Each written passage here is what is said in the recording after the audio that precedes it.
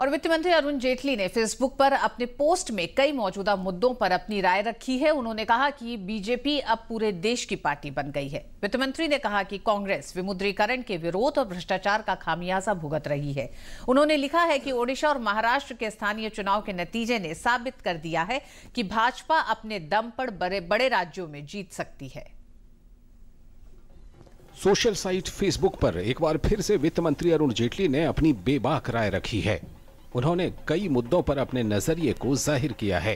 स्थानीय चुनाव के नतीजों पर अपनी प्रतिक्रिया देते हुए वित्त मंत्री ने कहा कि ओडिशा और महाराष्ट्र के स्थानीय चुनाव के नतीजे ने साबित किया है कि भाजपा अपने दम पर बड़े राज्यों में चुनाव जीत सकती है। वित्त मंत्री ने कहा कि इन चुनावों का पहला संदेश यह है कि भाजपा पूरे देश की पार्टी बन गई है और पूर्वी तथा दक्षिणी राज्यों में भी अब अपनी जड़ें जमा रही है। मुख्य विपक्षी पार्टी कांग्रेस पर टिप्पणी करते हुए वित्त मंत्री ने लिखा है कि कांग्रेस ज्यादातर राज्यों में मुकाबले से बाहर हो गई है और कुछ राज्यों में वो तीसरे और चौथे नंबर पर पहुंच गई है। वित्त मंत्री ने कहा कि ये वक्त आ गया है कि कांग्रेस को आत्ममंथन करना चाहिए और हकीकत को स्वीकार करना चाहिए।